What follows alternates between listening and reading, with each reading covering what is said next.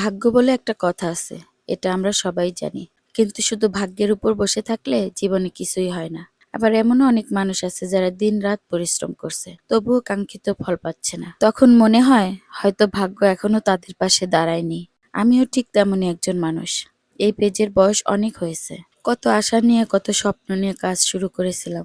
প্রতিদিন নতুন কিছু করার চেষ্টা করেছি। কখনো হতাশ হয়েছি, আবার কখনো নতুন করে শুরু করেছি। কিন্তু এখনো সেই বড় সাফল্যটা ধরা দেয়নি। অন্যদিকে দেখছি অনেকেই খুব অল্প সময়ের মধ্যেই মনিটাইজেশন পেয়ে যাচ্ছে, লাখ লাখ ফলোয়ার হয়ে যাচ্ছে। সত্যি বলতে মাঝে মাঝে মনটা খারাপ হয়। তবে তাদের সাফল্য দেখে হিংসা নয়, বরং আরো অনুপ্রেরণা পাই। কারণ আমি বিশ্বাস করি প্রত্যেক মানুষের সময় আলাদা। কারো সাফল্য আসে আগে, কারোটা পরে। কিন্তু যে মানুষটা চেষ্টা ছেড়ে দেয় না, একদিন না একদিন তার পরিশ্রমের ফল সে অবশ্যই পায়।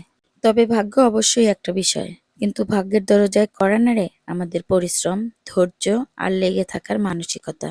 তাই আজ না হয় কাল, কাল না হয় পরশু, একদিন না একদিন আল্লাহ অবশ্যই পরিশ্রমের মূল্য দেবেন ইনশাল্লাহ। আসসালামু আলাইকুম গাইস, কেমন আছেন সবাই? অনেককেই তো দেখছি পরিষ্কার থালাবাটি আবারও ধুয়ে ধুয়ে ভাইরাল হয়ে যাচ্ছে। তবে আমি ভাইরাল হওয়ার জন্য নয়, খুব ময়লা হয়েছিল বলেই থালাবাটিগুলো ধুতে গিয়ে দুইটা জিনিস নষ্ট করে ফেললাম। একটা কাপ আর একটা বাটি ভেঙে ফেলেছি। তো যাই হোক, সকালের নাস্তা সেরে কিছু কাজ টাজ করে তারপরে আমি এখন ভাত বসিয়ে দিচ্ছি দুপুরের জন্য। দুপুরের রান্নার আয়োজন চলছে। তো রাইস কুকারে ভাত বসিয়ে দিলাম আর এখন সবজি কেটে নেব। আজকে আমি রান্না করব ভেন্ডি ভাজি আর চাল কুমড়া দিয়ে মুরগির মাংস। আপনারা কি কখনো চাল কুমড়া দিয়ে মুরগির মাংস খেয়েছেন? যদি খেয়ে থাকেন আমাকে কমেন্টে জানাবেন। আমি অবশ্য কখনো খাইনি, আজকেই ফার্স্ট চাল কুমড়া দিয়ে মুরগির মাংস খাবো। তবে অনেক লাউ দিয়ে খাওয়া হয়েছে, মিষ্টি কুমড়া দিয়েও খাওয়া হয়েছে। তবে চাল কুমড়া দিয়ে এই ফার্স্ট আর কি। তো চাল কুমড়াটাকে আমি ছুলে এখন পানি দিয়ে ভালো করে ধুয়ে নিচ্ছি। আর চাল কুমড়াটা কিন্তু অনেক বড়, দেখতে এখানে ছোট মনে হচ্ছে কিন্তু মাশাআল্লাহ অনেকটা বড়। তো আমি এখানে পুরাটা চাল কুমড়া নিব না, অর্ধেকটা চাল কুমড়া রেখে দিব। আর অর্ধেকটা চাল কুমড়া দিয়ে আজকে মুরগির মাংস রান্না করে নিব। আর বাকি অর্ধেকটা হয়তো আগামীকাল ভেজে নেওয়া যাবে। এই ভিডিও করে রান্না করতে গেলে রান্নার অনেকটা লেট হয়ে যায়।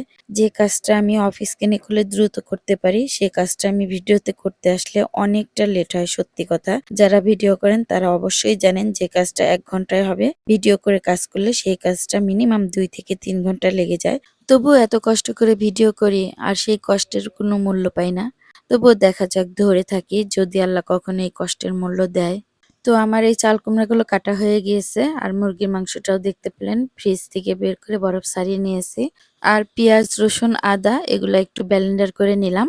আর কড়াইতে বেশি পরিমাণ তেল দিয়ে তাতে আমি দিয়ে দিয়েছি গোটা গরম মশলা আর দিলাম কিছু পেঁয়াজ। পেঁয়াজগুলো লাল লাল করে ভাজা হওয়ার পরে দিয়ে দিলাম ব্লেন্ডার করা মশলাগুলো।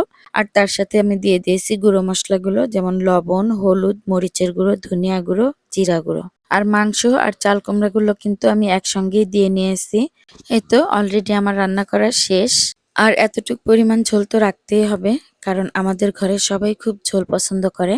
আর আমি ভেন্ডিগুলো সব অফিস কিনে কেটে নিয়েছি, এখন ভেন্ডিগুলো ভেজে নিচ্ছি।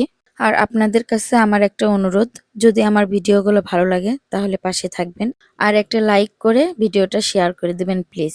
আপনাদের একটি লাইক, একটি কমেন্ট, একটি শেয়ার হয়তো আমার মতো একজন ছোট ক্রিয়েটরের জন্য অনেক বড় অনুপ্রেরণা হতে পারে। তো আজকের মতো বিদায়, সামনে আবার দেখা হবে। আসসালামু আলাইকুম।